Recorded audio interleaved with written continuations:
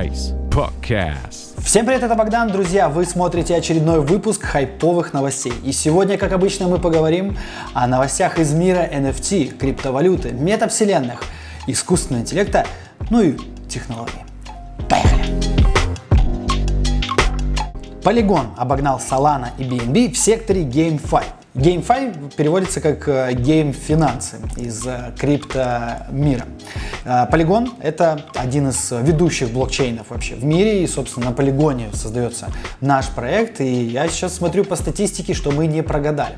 Более 30% рынка всего GameFi мира сейчас приходится именно на эту сеть, с чем мы Polygon, собственно, и поздравляем. В Европе черные ящики для авто станут обязательными с 2024 года.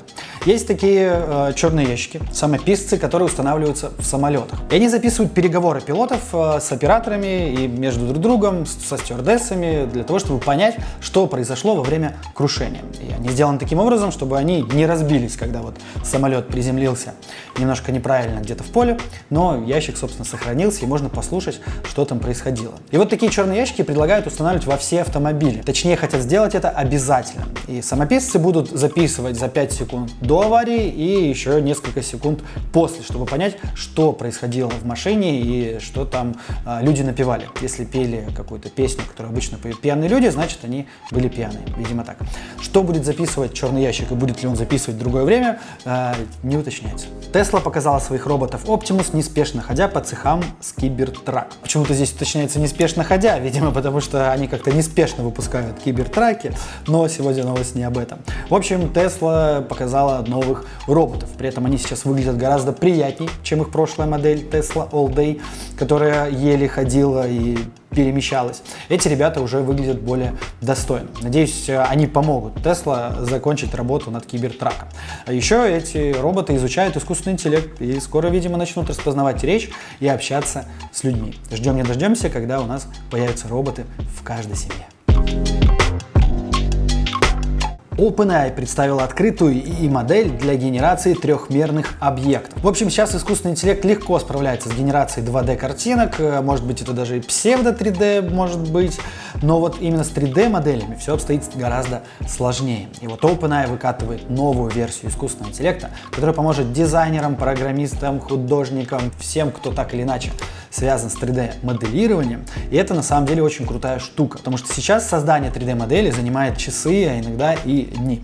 А у искусственного интеллекта на это уходит 13 секунд. Выглядят пока они не очень красиво, но дайте время, как говорится, искусственный интеллект себя еще покажет. Apple и Pepsi запустили рекламную кампанию с бесплатной подпиской на Apple Music этим летом. В ходе кампании PepsiCo напечатает более 400 миллионов бутылок с QR-кодом, отсканировав который вы можете получить доступ на 3 месяца с бесплатной подпиской. Такую огромную рекламную кампанию я вижу, честно говоря, впервые. Apple Music решили активно бороться за новых юзеров, потому что Spotify их, как обычно, обгоняет в этом деле. Американских студентов лишили дипломов из-за использования чата GPT. В Техасском университете произошел казус, в котором несколько студентов сдали эссе с использованием искусственного интеллекта. То есть они запросили, пожалуйста, искусственный интеллект, напиши эссе, он бесплатно им за пару секунд все нагенерил, они сдали, но не тут-то было. Профессор оказался шарит за тренды, как говорится, и он нашел в их эссе следы машинного интеллекта. А сейчас такие специально создаются для того, чтобы было понятно, что создано искусственным интеллектом, а что, собственно, создано людьми. И в Техасском университете мало того, что отчислили этих парней, еще и заморозили выдачу дипломов. Представили SpaceTop, 100-дюймовый ноутбук в режиме дополненной реальности с AR-гарнитурой. В общем, представили новое устройство, которое представляет из себя очки дополненной реальности, в глазах которых в линзах очков можно увидеть выгнутый 100-дюймовый монитор. И еще у вас есть клавиатура. В клавиатуру встроен, собственно, процессор, там все железо находится, и вы можете с этой клавиатурой взаимодействовать и на экране, в общем, в очках видеть огромный монитор. Я так понимаю, что создатели вдохновились фильмом «Железный человек». И эта штука очень сильно напоминает как раз тот самый компьютер, который был у Iron Man. Стоимость не так уж только и большая для такой сверхнанотехнологии, $2000. И пока выпустят всего 1000 штук, и в основном для разных предприятий. В обычной среде дома пока такую штуку использовать не очень удобно.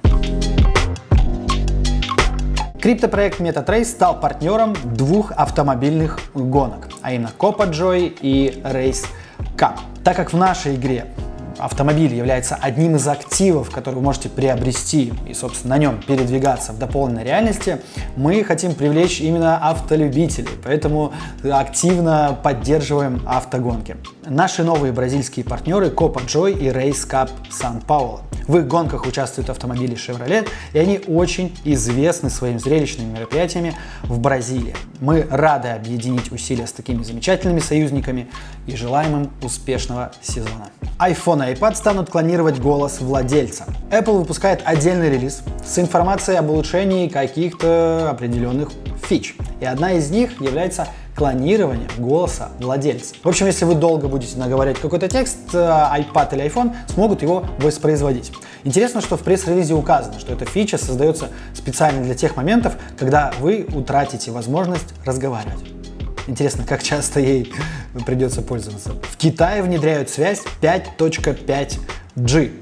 Мы на большой земле еще не успели оправиться от 4G еще, не говоря уже о внедрении 5G. Мне кажется, на большей части мира сегодня в основном используют 3G и местами 4G, к которому мы тоже привыкли. Но вот Китай идет 7-мильными шагами и уже внедряет еще более быструю мобильную технологию.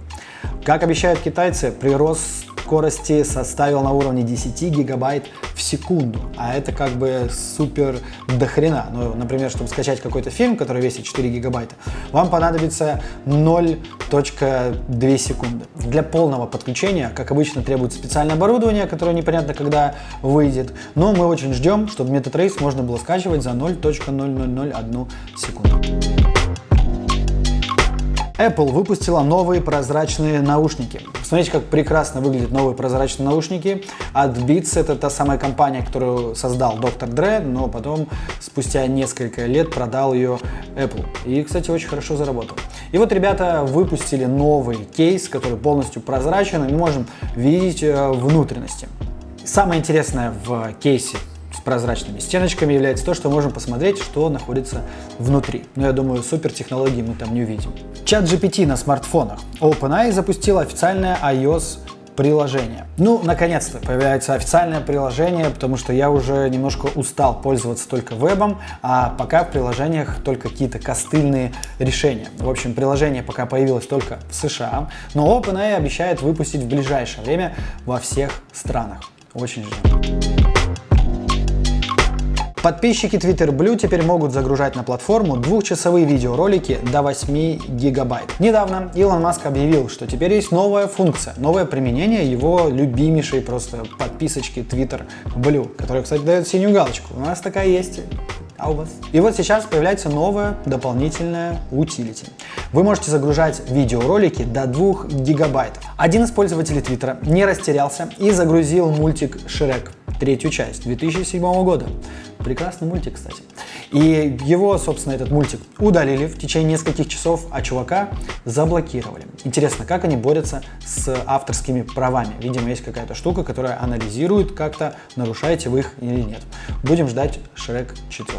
Shell задействует искусственный интеллект для глубоководной разведки нефти. Ну, собственно, искусственный интеллект можно использовать не только для написания эссе в университете, но и для таких сложных вещей, как разведка нефти. В общем, ребята заморочились и сделали специальный алгоритм, который помогает оценить объемы добываемой нефти, что ускорить разведку с 9 месяцев до 9 дней. Просто невероятные результаты. Ждем, куда еще искусственный интеллект успеет внедрить. А на сегодня все. Все новости из мира хайпа закончились. Увидимся через неделю. Пока!